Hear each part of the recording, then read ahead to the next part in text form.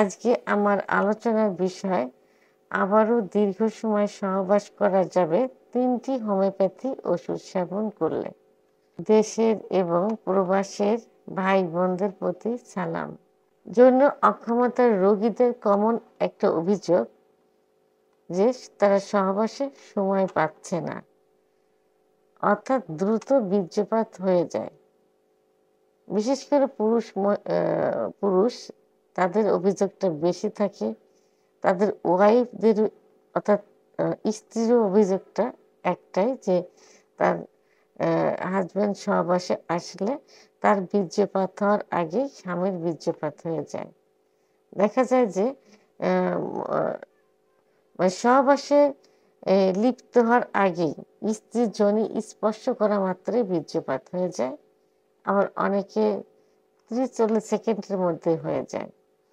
সাধারণত যাদের 1 মিনিটের ভিতরে বীর্যপাত হয়ে যায় সেটাকে কিন্তু দ্রুত বীর্যপাত বলে। আর 1 মিনিট পরে 3-4 মিনিট তারও বেশি যারা স্বামী স্ত্রী একসঙ্গে বীর্যপাত হয় সেটাকে দ্রুত বীর্যপাতের ভিতরে ধরা হয় না, কারণ উভয়ে সুখ অনুভব করতে পারে। তো এই যে দ্রুত বীর্যপাত হওয়ার পিছনে অনেক কারণ রয়েছে।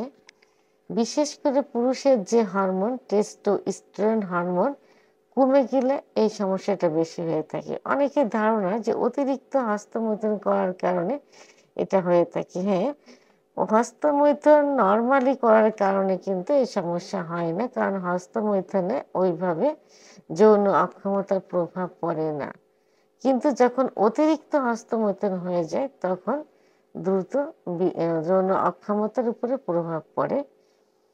যখনই সবকিছু অতিরিক্ত হয়, আর বিছানায় ঘর্ষণ দিয়ে বীর্যপাত, অতিরিক্ত স্বপ্নদোষ, অতিরিক্ত যৌন মিলন ইত্যাদি কারণে কিন্তু যৌন অক্ষমতা আসে এবং দ্রুত বীর্যপাত যৌন অক্ষমতার একটা অংশ।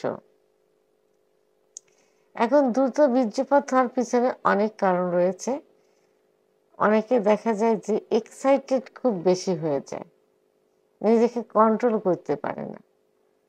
আবার অনেকের ভিতর ভয় একটা কাজ করে, একটু যৌন অক্ষমতা আসলো তারা সেটাকে এমনভাবে নেয়, তার স্ত্রীরা এমনভাবে নেয় বিষয়টাকে যে মনে হয় যে তার হাজবেন্ড কি সে একেবারে খুব বড় ধরনের একটা সমস্যায় পড়ে গেছে, তার সহবাসে যাইতেই পারবে না ইত্যাদি ভাবতে ভাবতে তারা দেখা যায় যে সহবাসে যাবার পূর্বেই যোনি মাত্র স্পর্শ মাত্র বীর্যপাত হয়ে গেছে। এই দুশ্চিন্তা ভাবতে ভাবতে সঞ্চালন মাত্র 30-40 সেকেন্ডের মধ্যে বীর্যপাত হয়ে গেছে। এটা মানসিক একটা সমস্যা।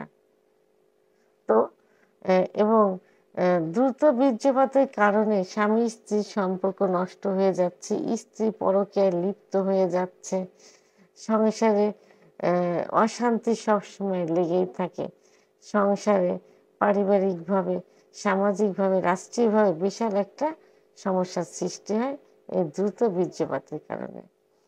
তো এই সমস্যার সমাধানের জন্য প্রথমে কি করতে হবে, অবশ্যই কারণগুলো নির্ণয় করে সেগুলো থেকে দূরে থাকতে হবে। যেগুলো অতিরিক্ত হয়ে গেছে, অর্থাৎ অতিরিক্ত হস্তমৈথুন, বিছানায় ঘর্ষণ দিয়ে বীর্যপাত, অতিরিক্ত স্বপ্নদোষ, অতিরিক্ত যৌন মিলন, এগুলো থেকে দূরে থাকতে হবে। আবার ডায়াবেটিস, উচ্চ রক্তচাপ, হার্টের সমস্যা থাকে সেগুলো কন্ট্রোলে থাকতে হবে। প্রপারলি ডাক্তারের চিকিৎসাধীন থাকতে হবে। এবং পুরুষের যে হরমোন টেস্টোস্টেরন হরমোন, এই লেভেল বাড়ানোর জন্য পারিবারিকভাবে যে খাবারগুলো আছে প্রতিদিনের খাবারের তালিকায় সেই খাবারগুলো অ্যাড করতে হবে। যেমন দুধ, ডিম, খেজুর, কাজু বাদাম, মধু, ঘি, এইগুলো খেতে হবে। ডায়াবেটিস রোগীরা মধু ওইভাবে খাওয়া যাবে না, তবে 1 চামচ করে 2 বার খেতে পারেন, সকালে এবং রাত্রে 1 চামচ, 2 চামচ, সকালে 1 চামচ, রাত্রে 1 চামচ। মধুতে ন্যাচারাল সুগার থাকে, ডায়াবেটিস ওইভাবে বাড়াবো না যদি এই পরিমাণ খাওয়া যায়। আর উচ্চ রক্তচাপের রোগীদের দুধটা পরিমিত পরিমাণ খেতে হবে, অর্থাৎ 1 পোয়া দুধের ভিতরে 1 পোয়া পানি, এবং একটা হাঁসের ডিম, সর্বোচ্চ ২টা হাঁসের ডিম আধা সেদ্ধ করে খাইতে হবে। আর অবশ্যই প্রেশারের ওষুধ খাইতে হবে, প্রেশার কন্ট্রোলে রাখতে হবে। এবং সর্বশেষ একজন অভিজ্ঞ সম্পূর্ণ হোমিওপ্যাথি ডাক্তার দেখাতে পারে রেজিস্টারকৃত, কারণ হোমিওপ্যাথি যার কোনো পার্শ্ব প্রতিক্রিয়া নেই। তো আজকে আমি মাত্র ৩টা হোমিওপ্যাথি ওষুধের নাম বলবো, যে ৩টা হোমিওপ্যাথি ওষুধ সেবন করলে, এবং সেটা একটু ধৈর্য ধরে খেতে হবে। অনেকের ধৈর্য থাকে না, এখন খেলাম এখনই রেজাল্ট পাইতে হবে। এটা কি হলো? অন টাইম ট্যাবলেট হলো, অন টাইম ট্যাবলেটের মতন। যে এটা খেলে কি হবে? প্রথমে কিডনি ড্যামেজ হবে, দ্বিতীয়ত এই অন টাইম ট্যাবলেট পরবর্তীতে আপনার কোনো কাজই করবে না, এবং পরে প্রপারলি চিকিৎসা নিলেও কিন্তু কোনো কাজ হবে না। তাহলে ধৈর্য ধরে ওষুধ খেতে হবে। ডাক্তার দেখানোর পর ডাক্তার যে কদিন আপনাকে সাজেস্ট করবেন, একটু ধৈর্য ধরে সেই কদিন ওষুধ সেবন করতে হবে। তাহলে একটা সময় ঠিক হয়ে যাবে।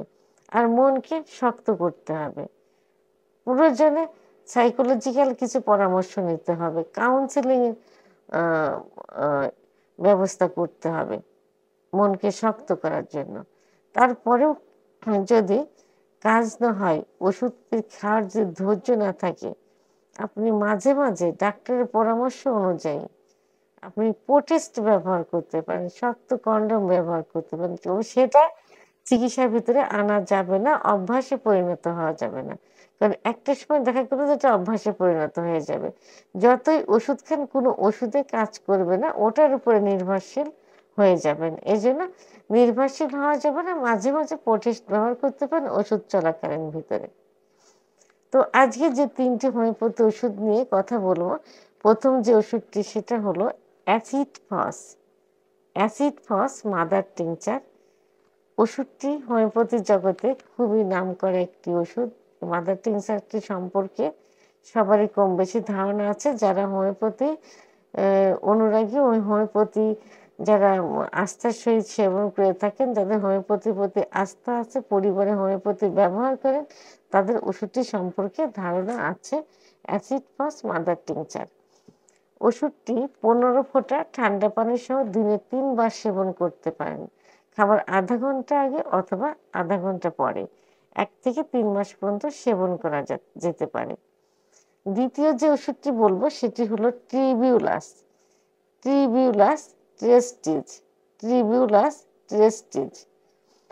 ওষুধটি খুবই পরিচিত একটা নাম। যাদের যৌন অক্ষমতা বেশি, বিশেষ করে যাদের দ্রুত বীর্যপাত হয়ে যায়, তাদের ক্ষেত্রে খুবই ভালো কাজ করে থাকে। ওষুধটি নিয়মিত সেবন করলে দ্রুত বীর্যপাত থেকে বেরিয়ে আসা সম্ভব হবে। ওষুধটি 15 ফোঁটা ঠান্ডা পানি সহ দিনে 3 বার সেবন করতে হবে, খাবার আধা ঘন্টা আগে অথবা আধা ঘন্টা পরে। 1 থেকে 3 মাস পর্যন্ত সেবন করা যেতে পারে। 3 নম্বর যে ওষুধটি বলবো, এটা একটি ট্যাবলেটটি টিটিনিয়াম 3x। ওষুধটি খুবই ভালো কাজ করে থাকে।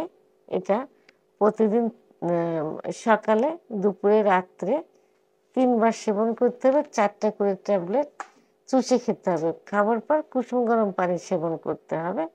এই ওষুধটিও দ্রুত বীর্যপাত রোধ করতে খুব ভালো কাজ করে থাকে। 1 থেকে 3 মাস পর্যন্ত সেবন করা যেতে পারে। আমি যে ওষুধ 3টে নাম বললাম, অবশ্যই জার্মানি ওষুধ ব্যবহার করবেন, বিশ্বস্ত জায়গার থেকে নেবেন।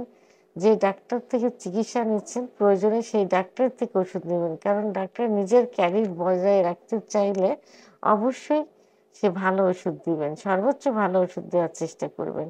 এই জন্য আপনি দেখে শুনে বুঝে ডাক্তারের নিকট থেকে ওষুধটি নেওয়ার চেষ্টা করবেন। ভিডিওটি সম্পর্কে যদি কোনো মতামত থেকে থাকে, অবশ্যই কমেন্টসের মাধ্যমে জানাবেন। আর ভিডিওটি ভালো লাগলে লাইক, কমেন্ট, সাবস্ক্রাইব করে আমার সঙ্গে থাকুন। আল্লাহ হাফেজ।